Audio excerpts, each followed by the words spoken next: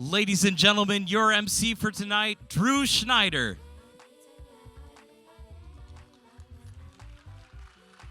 Good evening, ladies and gentlemen.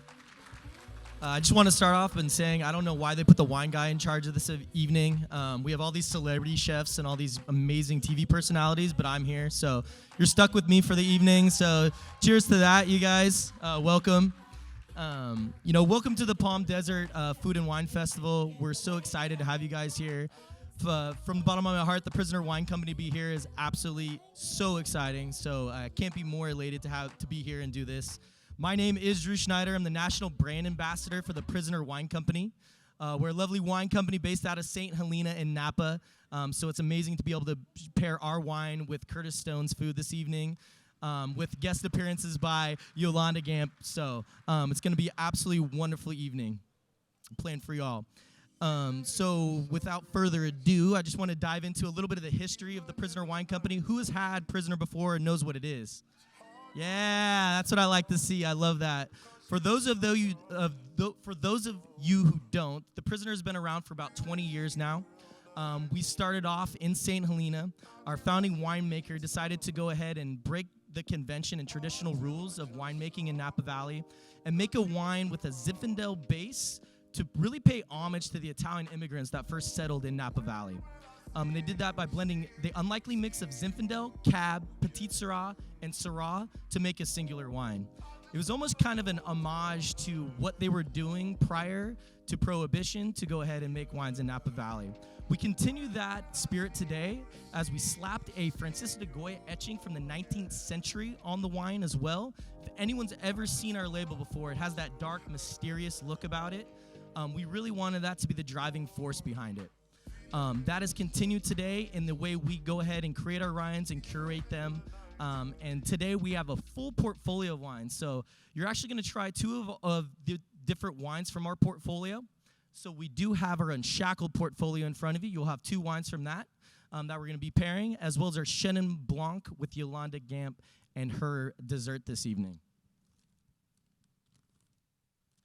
So for our first course, we will have a watermelon salad, compressed pickled rind, and radish feta, cucumber mint, and duca, paired with our Unshackled 2021 Sauvignon Blanc. So for our Sauvignon Blanc, we're going to go ahead and source our fruit from the Central Coast. We have Monterey as well as Santa Barbara counties being highlighted for this wine. So you have that really cool climate Monterey fruit that's going to provide some really nice acidity to the wine, balanced out by that warmer climate Santa Barbara fruit. So what that is going to do is you're going to have this really bright acidity with these amazing tropical fruit flavors. That's going to have a really bright, bold note to it, but smooth, soft finish. And I just want to let you guys know we do have a silent auction tonight, so bid high, bid well, and please enjoy your first course, you guys. Thank you so much. Cheers. Can't forget my wine.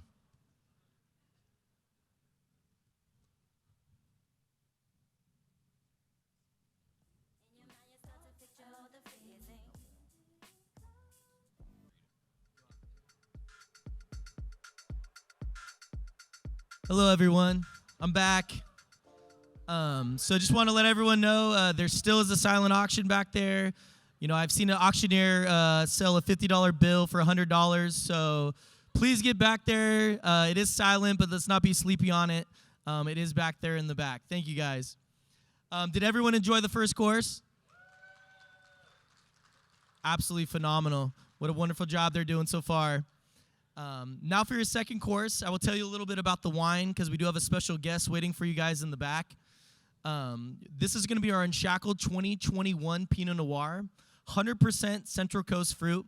So you are getting a little bit of a theme here with our Unshackled wines. Our director of winemaking, Chrissy Whitman, grew up in the Central Coast. She also went to Cal Poly, as well as our senior winemaking for Unshackled, Todd Ricard. So they have a lot of grower relations in the Central Coast. Everything we want to produce for Unshackled comes from the Central Coast. It produces some amazing, fresh, vibrant wines. So for this wine, you're going to have Santa Barbara, Edna Valley, Santa Maria, as well as a little Monterey. So what this is going to produce is some really like dried cranberry, rhubarb, and cherry characteristics, but it also has a little spice. We also aged this 9 months in a French oak, and that's where you're going to get some of the vanilla characteristics. It's going to go absolutely perfect with our chef's creation this evening. Now, without further ado, I would love to introduce to the stage our Michelin star chef, restaurateur, author, and culinary entrepreneur, Curtis Stone. Well, thanks, mate. Well, hello. What's going on? How you all doing? Can you hear me okay? Well, it's nice to see you. How was that first course? Was it okay? Do you know, last year it was so hot when we were here doing this because we cook in a tent, right, at the back. And I can remember thinking, if they invite me back next year, I'm going to do the most refreshing, delicious, light fare to match this really intense heat. And then, of course, we got a cold snap this week. But anyway, I hope that it was still light and refreshing and delicious. It's a really simple, thank you. One person liked. That's all right. That doesn't matter. You know, it's okay. Look, it's watermelon, right? It's, by the way, if you ever roast pork, crispy skin pork, serve that salad with it. It's so good. But the feta is a little bit salty, and then that compressed watermelon should give you a nice crunch. And then we pickle the watermelon rind, and then the dukkha was what gives it a lot of the flavor. And if you haven't had dukkha before, it's from North Africa, and it's nuts and seeds and spices. So that's what sort of gives it its richness. So what you're about to be served, or what you're being served right now, and by the way, when it comes, just eat it. Don't sit there looking at me, because that's way more exciting than what I'm going to do. But I'm going to show you how I make it. It's cioppino. You know, did I say it wrong? Maria, how do you say it? Come on, what did I do? Cioppino. I said cioppino. God, Maria. So I get asked this question a lot about Australian food. People say, what's Australian food? And I'm like, I don't know. We're a bunch of convicts, right? Like, we literally went there in chains, and 200 years later, we've done a few things. And we're very proud of our convict heritage. Don't worry, it's not an insult to my fellow Aussies. We're all convicts over there. But I think quite often about American food as well. You know, what is American food? Well, this is an example of what American food is, because this dish actually came from San Francisco. And when the fishermen came back and they hadn't caught anything in the 1800s, they would literally walk with a bucket to each of the other fishermen and see what they would chip in, you know, from their catch. Be like, I didn't catch anything, give me something. So they'd end up with a few bits and bobs, and then they would make this delicious sort of tomato and fennel-based soup with all of that seafood. And I think it's a fabulous story, right? It sort of comes from the Italian migrants that came to America, San Francisco in particular. A lot of them were from that sort of Liguria region, Genoa, the big city there. So I want to pay homage to all of the migrants and all of the migrant workers with this dish, because I think it's a really fabulous dish. And as luck would have it, we were going to do this dish with halibut, but our halibut didn't show up yesterday. So we did it with salmon. So we just had to go and see who would chip in, and we ended up with some, you know, so it's a very versatile soup. Salmon, mussels, shrimp, but truly you can put anything in it. You can put crab, you can put lobster, you can put different white fishes, delicious as well. All right, so this is how you do it. You start off with a nice big pan, and you want to get it relatively hot, like that. We've got some beautiful wines that you just heard all about. The only thing missing is a glass. No, there. Okay. I always think whatever you drink, you should cook with. Or whatever you cook with, you should drink. That's my rule.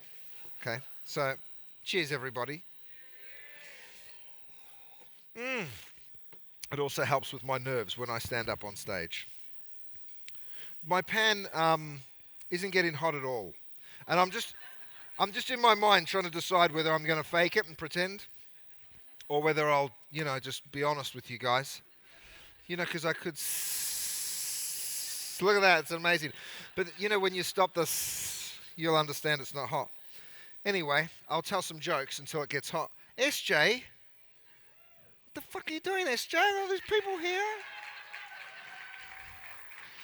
By the way, SJ is an absolute rock star.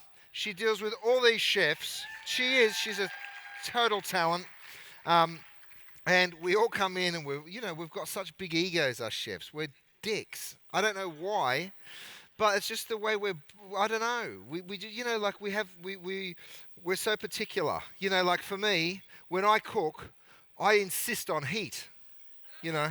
So unreasonable. It is going to get hot, and I'm really wondering what I'm going to do if it doesn't. But anyway, this is a lovely wine, isn't it? The great thing about this dish is it really could go red or white, and that doesn't happen all the time. Okay, we've got a little heat. I see it. So what you do is you add your shallots and your onions. Hear that? It worked. It actually has gotten hot. Thank the Lord. So you always start with onions, right? With everything that you kind of cook, because, well, you don't have to start with onions, but you have to start with the thing that takes the longest. Is it okay, by the way? Is it good? Do you like it? Okay. Thank goodness. So you start sweating this down. It's a very, very simple soup, but I thought I'd make it for you because there's so many different ways that you could. Don't be stingy with your oil, by the way. The olive oil gives gorgeous taste to the dish. So you sweat that down, and then you add celery and fennel, right? So the white mirepoix, there's that beautiful thinly sliced fennel. And again, in the same sort of essence of this dish, whatever you have, if it's a white vegetable, leeks would work in here. I don't put them in, but leeks would work really nicely. If you're missing one of these ingredients, don't worry about it. If you haven't got the fennel, you could always use a little fennel pollen. So you just sort of sweat that down, stir it together, and then you need a little garlic. I put quite a lot of garlic, actually. So that's right. If you're going to make out with someone tonight, just make sure they drink the soup too. But I love it. I love garlic. It's really good for you too, by the way. But the smell of that garlic when it hits the pan, my goodness, I think it's so special. And I think it tastes so wonderful. But sweat it out. You've got to cook it. The reason you don't add it with the onions is because it cooks much faster than the onions. So you put that in after. And then the fish that I have, mussels, salmon / halibut, shrimp. One thing I did do when I got here and I realized that it was a bit chillier this year, and I was serving such a light menu, I thought what I'll do is I'll add some heat. So you might be feeling that little bit of chili pepper. So that's there to try and warm you up if you're feeling a little chilly. I'm sure you locals are so thrilled to get a little cool snap, right? It's like us in Los Angeles. Everyone's like, oh my God, it's raining. And I'm like, yeah, it's like Christmas. Like it hasn't rained in so long. So it's brilliant when it does. All right, when you feel that pan's starting to sort of stick, just get a little bit more oil. Why is everybody so nice in Palm Desert? Everyone I meet is lovely. It's true. In Los Angeles, unless you can offer them something, they're really rude to you, What's the difference? Why are people so kind up here? You're happy to be here, yeah. I'm very happy to be here too. That's bay leaf. That's a little chili flake. Put as much or as little as you want. Right?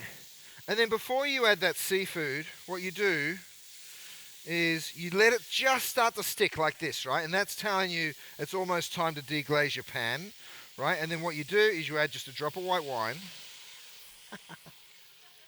Be generous, be generous. You're going to let it reduce down. So when you reduce something, you concentrate its flavor, right? So effectively, you start with a cup and you end up with a quarter of a cup. So you just quadruple the flavor of that wine. So it becomes really strong and wonderful.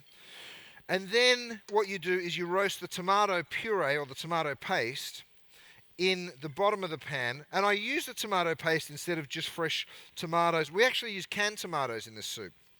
Again, it's one of those Italian-American or American-Italian traditions that I think is really smart, because when you cook with tomatoes that are jarred or tinned, they've been grown in the middle of summer. If you buy good tinned tomatoes as well, they'll be they'll be way better than the stuff that you can buy out of season. Because of course, tomatoes right at the end of summer, that's when they're the bomb. Well, it's not the end of summer right now, as you can probably tell. So that's why I use the tin tomatoes. So you cook it out. You know, it's quite different cooking while you're all eating. No, it's lovely. I always love that moment where everyone goes quiet in the restaurant. You put a plate of food down and then the table was really noisy and then it just goes silent. You're like, oh yeah, they like it. I recently was in Singapore, and before I went on stage to do this demonstration, they pulled me aside. They said, listen, no one's going to react. If you ask a question or tell a joke, no one will laugh, no one will react. It doesn't mean they're not having fun. And I was like, bullshit, they're going to react. I'm really funny. Just wait. They did not react once, and it was a big audience. And it was even more off-putting than you guys slurping and burping your soup, okay? So look, you see how that's come into a beautiful paste. You're going to cook it out. You'd normally cook it out for just a little bit longer. Then you add a little fish stock, or you can add chicken stock. Chicken stock, we always think it's difficult to make. The truth is, if you ever buy a rotisserie chicken, all you do is once you've finished that rotisserie chicken, stick the carcass of the chicken with any skin or bones or whatever back into the pan, cover it with water, and boil it for an hour, and you just made chicken stock. Like it's very, very simple to do. And very, very, very delicious. Right, so that sort of comes together. Then you can add some tin tomatoes that have been chopped, just like that. You let that come up to a boil, and then you add your fish, whatever that is. Okay, so you can see how that's coming together. Season it at this point. Right, I always say you season in layers, so you sort of start seasoning now, and then you have a taste, and then you're like, yeah, it still needs some more salt, but you don't want to put it all in at once, and you certainly don't want to put it all in at the end, because then it's like this big balancing act. So I always say season it in layers. Well, that's pretty good. The mussels cook really quickly, right? A couple of minutes, and you'll see those start to pop open. The shrimp, same deal, cook in minutes. I'm going to just, with this intense heat that I'm cooking on, a little bit of shrimp, some of that gorgeous salmone. So get it all in. And you stir it. Now you could cover it, but you don't have to. You can leave it go. Like I said, the flavor profile is totally up to you. I add a little pepper now, and I finish it with a little pepper as well. So you get two different spices. You get the black pepper, and you also get that chili flake that we add. Okay. What do you think? Would you rather drink this with red wine or white wine? White wine? Hands up. Red wine? Hands up. Ooh, more red than white. I love it. I would naturally go white, but I think the red wine works really well. You know what? I need another glass. I'm sure I'll get through this and then I can switch. Don't worry. Never worry about the Australian's glass. How fun. So I played golf this morning with my sons. I've got an 11-year-old and an 8-year-old. And the 8-year-old's so competitive. My 11-year-old's such a sweetheart. And my 8-year-old is just an animal. Like they could not be more different, these children. You would swear they're from different families. And he's just so competitive. He will cheat. He will break something. He'll do anything to win. But my oldest son, he's just like, oh, well, you beat me, but I thought I did really well, and you were amazing. So, they just couldn't be more different. So we were playing today, and I let my 8-year-old drive the cart. I know, it's naughty. And Lindsay said, that's setting a bad example. And I'm like, you know what? It's just teaching him how to drive. But he hit the ball so he legitimately got a better score than me. He's 8. And he's never played golf before. Now, I'm not a good golfer, obviously, but we had so much fun. We did get caught driving the cart. We did. Gentleman came over, he just looked at me and I was like, I know. I'm sorry. He was very reasonable. He could have kicked us off. So see how my salmon's breaking up a little bit? That's absolutely fine. You don't have to have these perfect little chunks of fish. In fact, I kind of like it when it does break up a little. I think it gives a really nice texture and a nice body to the fish. As soon as those shrimp are cooked and as soon as those mussels start to open, and see how that's cracked there? People think you have to wait until those mussels are totally open. You don't. The second they pop, they're done, right? So they're ready to eat. And of course, it's a little easier. Oh, thank you so much. Ladies and gentlemen.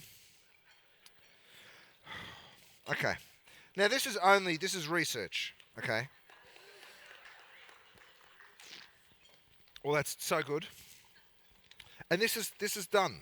So, what you do is you kill the heat, you scoop that baby out,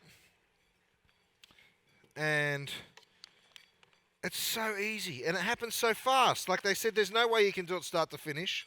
SJ didn't believe me. She's standing back there with another pot full of it cooked. And she's like, you won't have it finished. I'm like, SJ, you watch me. And you can see how simple and easy it is, right? A few little sprigs of fennel. That's just the fennel tops. And how good was that, right? Delicious. It's just a little focaccia that we rub with garlic and then olive oil and we bake it in the oven. I've got a little bit of chopped parsley to finish it off. All right, so the whole reason I wanted to do that was so I could go like this.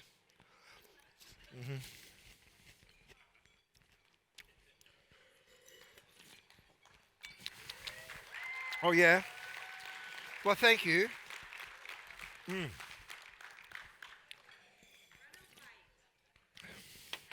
I'm still on the white. But they both work, right? They both absolutely work. Don't worry, whatever rules you've read about wine and food pairing, forget about them. We have an unbelievable wine team because you can never serve white after red, right?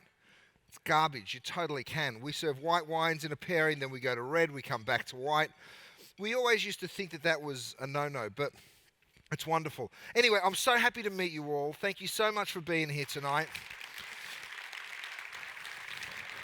Thank you. Next, you have my darling friend, Yolanda Gampp. Now, I don't know whether you've met Yolanda before, but she is the Beyonce of cakes. She can make a cake that looks just like you. I'm serious. You might not want to eat it, but she is so fantastic, and she's done a brilliant dessert. Before I leave, I want to say a big thank you to all of our sponsors that make this happen, because if it wasn't for you, we wouldn't get to do it. So thank you so much. Lots of love, guys.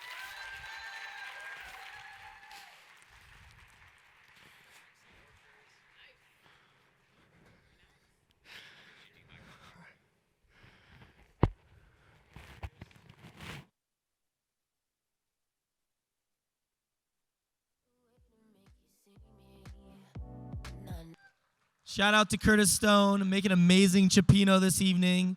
Absolutely amazing. Well, so no dinner is complete without dessert. So the wine we paired with you tonight is our Saldo Chenin Blanc. So saldo in Italian means to join and to weld. So we like to say we join and weld some of the most famous vineyards throughout California to produce our wine. For this wine, we actually go ahead and source out of the Clarksburg region in the Sacramento River Delta to produce this wine. It produces a really aromatic and fruit note to the wine as well. A wonderful wine we source from, showing a high density of fruit aromas of pineapple, peach, and brown spice. We age the wine in stainless steel to preserve aromatics and acidity. Delivers a lovely, crisp, refreshing wine with bright aromatics. Now, please welcome to the stage, known as the Beyonce of cakes, Chef Yolanda Gampp. Wow, you sang for me. I'm honored. Hi, everyone. How was dinner? It looked good. I hope there's some left for me. So now we're going to conquer dessert, which is my favorite thing. I'm known for caking, but today I'm going to break a cake down for you and make a trifle. How does that sound? So when I read Curtis's menu, I thought after that delicious meal, we need some citrus. We need something fresh. But there's always going to be cake inside. So here I have a vanilla cake infused with some lime zest. And what I'm going to do is chop it up. Now, I'm really fussy. Normally, I use a ruler and a guide for everything I do, but I'm going to lighten up tonight. And what you want to do is just cube your cake. You can buy a store-bought pound cake if you want to. I'll allow it. Or you can bake your own cake, which is what I love to do, of course. And then we're going to add even more citrus flavor to the cake with some lime simple syrup, which I have here in my handy squeeze bottle. And this is just water, fresh lime juice, and sugar boiled together, cooled. And this is just going to add so much moisture and flavor to the cake. But if you have extra, you can freeze it as ice cubes or make yourself a cocktail. So nothing goes, that sounds good, right? I'm in the right place. Okay, so we just want to soak these cake cubes. Get them nice and limey. I'm going to let that absorb. And then I'm going to work on my whipped cream. So this is just heavy whipping cream, as I call it in Canada, whipped. And then here I have some lime curd. And lime curd is just a mixture of egg yolks, a couple of eggs, fresh lime juice, lime zest, sugar. And what you do is you cook it over a pot of water. You want to bring it to like 175, 180 degrees. Whisk it the entire time. And then you're going to have this lovely curd. You can make it with lemon, orange, grapefruit, a combination, whatever you like. And I'm going to turn this into a bit of a light mousse by folding some of the curd into this whipped cream. And then we're going to just have this lovely, fluffy texture with something tart. And all you want to do is fold gently. Don't stir, fold. And like I said, this on its own is really delicious. If you want something even lighter and you want to skip the cake, you can make this and serve it as a mousse. You can put it on top of berries. You know, it depends how far you want to go with dessert. That's my thing. I go as far as I can.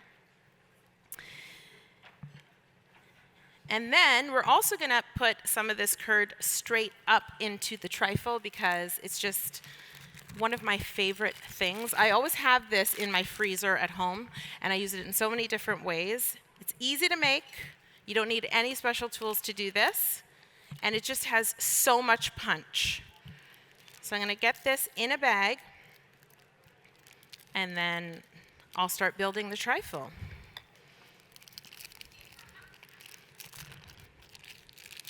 There's one more component. So I wanted all the components of a key lime pie plus cake.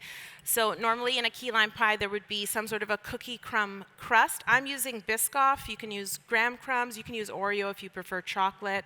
And this is just mixed with a bit of sugar, some butter, and then it's baked off, and then I just crumbled it. So they're not dry at all. They're nice and buttery and rich, and you get that caramelized flavor. I see you nodding your head. I like that. And so now we're going to get all these textures into a trifle. You can do it in a big trifle bowl, or you can build it in a wine glass, build it in a tumbler, whatever you want to do. So the first thing I'm going to do is put some crumbs down in the bottom of the bowl.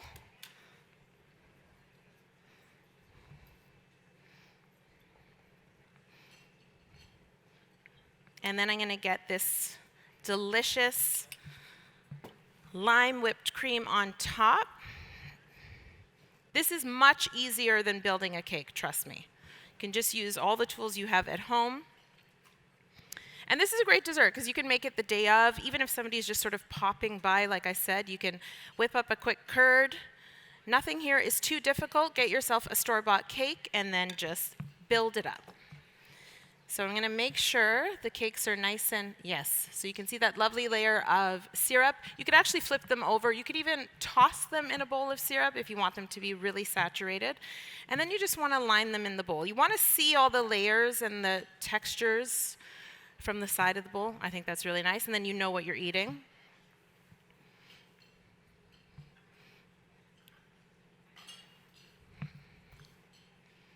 And now I'm going to add the curd. I find it easier to put it in a piping bag, and I don't really just want to throw lumps of curd in the bowl either. So you can just squeeze it in, and this is where you're going to get the most flavor. And you can make it to taste. It depends, how sour you like something, how sweet you like something, what texture you're going for. You can put more cake inside. Do whatever you want. And this is very unlike me because I'm super controlling and I like to make cakes that are very difficult. So this is the easy version. This is the shortcut. And then you just keep on repeating.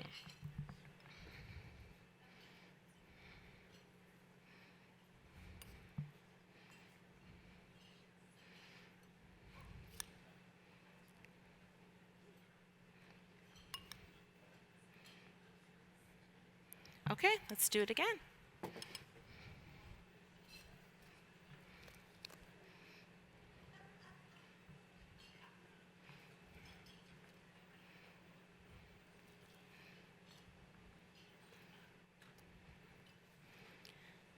On top, you can just swirl the cream around, or if you want it to be really nice and neat, you could bring it all the way to the top and then use a spatula and make it level to the bowl, which is really nice, looks professional, it's easy to do.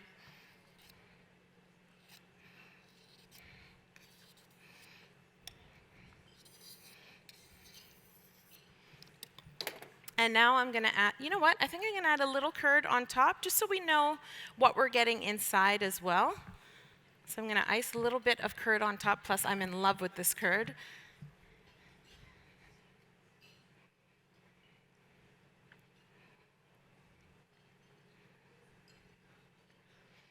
Sorry, everyone. I get very quiet when I ice cakes.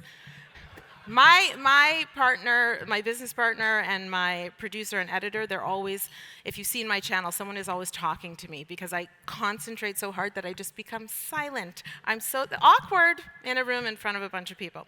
So I'm just spreading the curd on, and then I'm going to add another dollop of whipped cream. You can do whatever you like.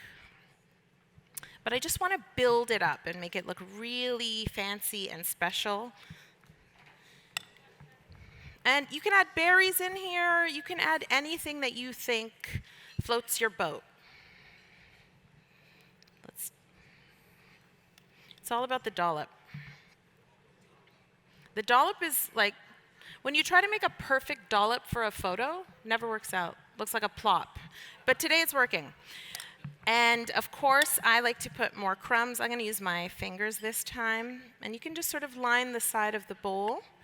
And this way, everyone knows what they're getting. And what I love about this, just like my cakes, is there's a lot of texture here. You're getting the saturated cake, you're getting the sweet caramelized crumbs, the whipped cream, which is nice and light, and then the curd, which has all the punch. Okay. And then, of course, a garnish. Very important. And this is just some candied lime zest. Put a few curls on. And there you have it. And you can make this ahead of time, like I said, and let it sit in your fridge so when you're having a party, all the flavors are just mixing together. And it's easy to serve. Much easier than cutting a cake. There you go.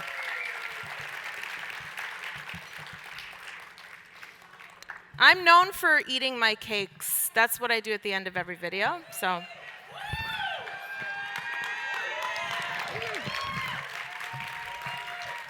I approve. I approve. Okay, that was so easy. Oh, there's wine here for me. That's why I rushed. Cheers. Oh, how was it? You ate it already? Why did I come up here and explain it? You guys should have told me what was in it. Okay, anyone want this one? Did somebody not have enough? I'll leave it here. I saw nothing. Okay, thank you, everyone. I'll take this.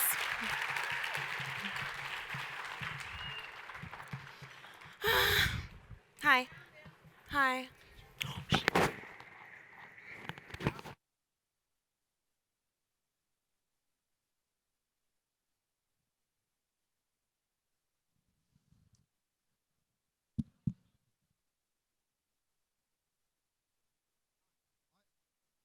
Listen. Well, you know, like I was watching her do it, and I just really wanted to come and have a taste because All right. it looks so bloody good. Now, Yo and I have a show called Crime Scene Kitchen. What- I'm good cop. He's bad cop. Just remember that. They edit me badly. You know, I'm a very nice guy. That's what it is. Editing. Some of their stuff sucks. You got to tell them the truth. But has anybody seen it? Oh, yay! Well, we're coming back. It's on the 22nd of May, right? Yep, season 2. So you better tune in. Yep. We tried to get rid of Joel. He's coming back too. He's back. You Yeah. know, Joel McHale. Yeah. He makes me look bad in every way. He really does. He does a good job at that. He does. Anyway, we just wanted to come out and see if... Did you have fun? Well, we had fun doing it for you, so thank you so much. We love you guys. This is Yolanda's first time here. Yes, it is. You know, she's the last Canadian to come to Palm Springs because the rest have all been, you know... They're all here. I've met so many Torontonians. I said, why didn't you guys tell me? This is where it is. This is where it's at. Well, we love you guys. Thank you so much. Good night. Thank you. All right, See bye. ya.